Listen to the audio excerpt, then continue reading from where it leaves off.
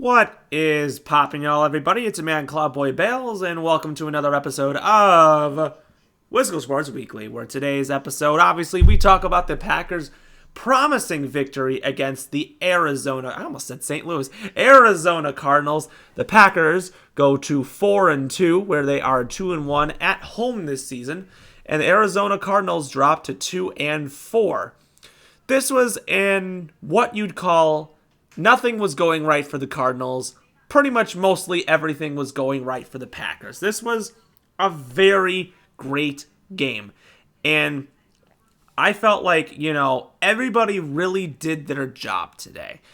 I'm not saying we didn't really get any interceptions, not many sacks, but we were able to pressure Kyler Murray, who is one of the hardest quarterbacks to sack in the NFL because he scrambles way too much. But they did their best that they possibly could. The final score, 34-13.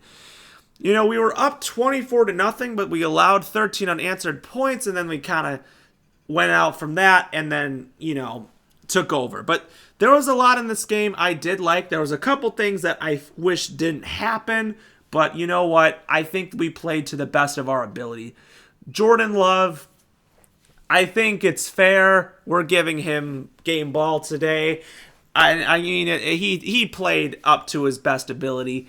22 of 32, 258 yards, 4 touchdowns, 1 interception, was not sacked today, with a quarterback rating of 119.5. The interception was not his fault, and also 5 carries for 13 yards. The interception was not his fault. Bo Melton slipped, and he fell down, and the defender, Sean Murphy-Bunting, picked him off because he was in the right place at the right time and dove for it. And even LaFleur's like, he knew he was mad because that was not Jordan Love's fault. I really don't want to count that interception because that really wasn't Jordan Love's fault.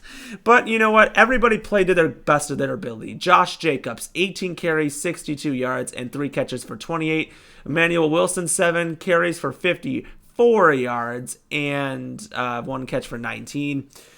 And on the receiving end, we had Christian Watson, 3 catches for 68 yards and a tutty. Romeo Doubs had a great game, 3 catches for 49 yards and 2 touchdowns. Ben Sims had 2 catches for 38 yards. Jaden Reed had 6 for 28 and a touchdown.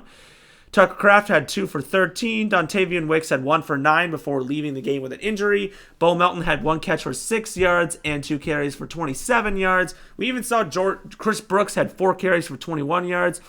And I think everyone else did their job. On the defensive side, Quay Walker had 11 almost said sacks. No one got a sack today, by the way. 11 total tackles, including a tackle for a loss. Evan Williams also had a tackle for a loss. Edgerrin Cooper, how about that? 8 tackles. Javon Bullard also had 8 tackles. They're playing Evan Williams more, and honestly, I think it seemed like the team benched Stokes. He wasn't on the field as much. I mean, he did some things, but it seemed to be that he wasn't on the field as much, which was actually interesting. The teams went with Jair Alexander as corner 1 and Keyshawn Nixon as corner 2. And it sounds like Evan Williams was out in coverage more, and Javon Bullard was in the nickel, as I predicted what would happen. I said Evan Williams deserves more playing time. He should be starting games. Javon Bullard also should be starting games at nickel. I said that.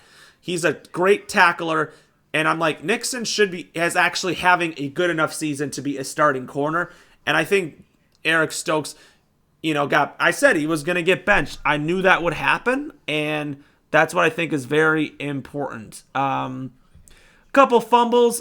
Kenny Clark, Jair Alexander, and Carl Brooks all got fumble recoveries. I think Carl Brooks did force one of the fumbles. The other 2 weren't exact. I think they just were lost balls that were aborted snaps, and they did the best they could. But yeah, everyone seemed to really do their fair share.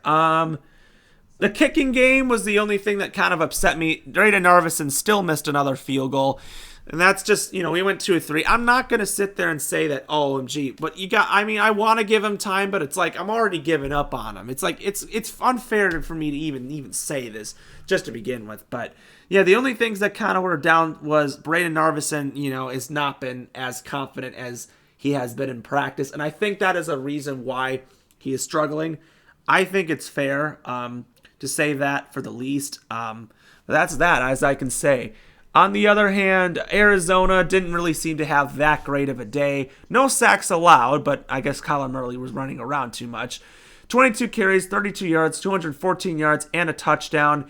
Trey Benson led the way, 5 carries, 26 yards. Amari DeMacario, 4 carries for 25. James Conner, 7 for 24, and 2 catches for 22, and then also Amari DeMacario had 5 for 39. I guess they'd like to target their running backs a lot. Connor Murray and Dortch all fumbled today. Trey McBride was the only hindsight of the offense. 8 catches for 96 yards. He's one of the best tight ends in football. I'm not going to be mad. Marvin Harrison didn't even get a catch. I guess he left the game with a concussion, so we didn't really get to see him do anything, which I was excited because I really like this. I really like him. Former Packer Chris Barnes led the way with 9 tackles. Budda Baker had 8.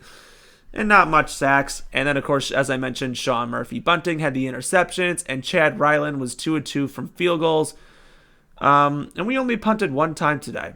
So that's that. But we did a great job today. I think this team really did the best of their ability. I think this was the best complete game the Packers have played all year.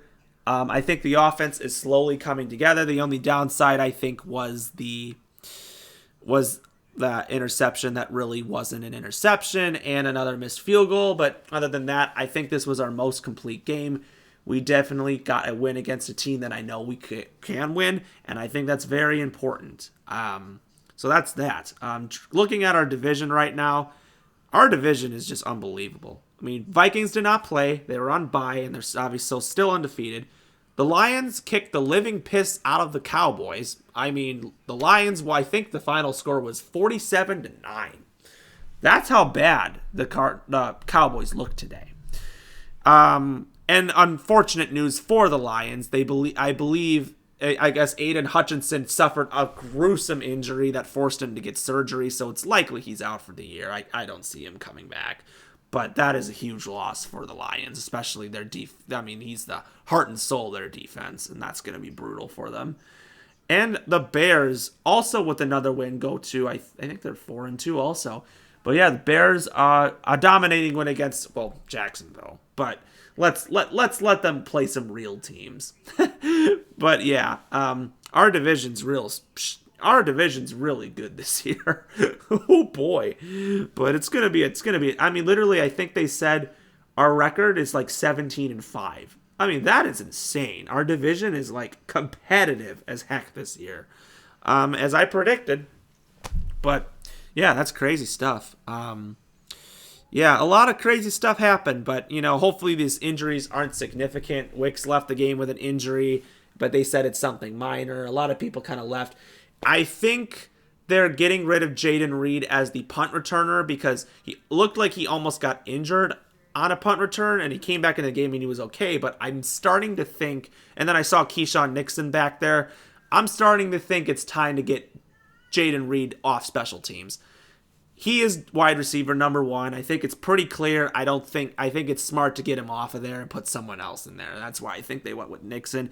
Maybe Bo Melton should go back there, and that's just a possibility with the speed. I think definitely they should consider that. And then I said, with the defense, Edgerrin Cooper has gotten more starts. Obviously, Quay Walker led the team with tackles. It's like Quay Walker's one. I think they're rotating Edgerrin Cooper in there, definitely seeing how much of a difference maker is. And as I mentioned, obviously we barely saw Eric Stokes out on the field today.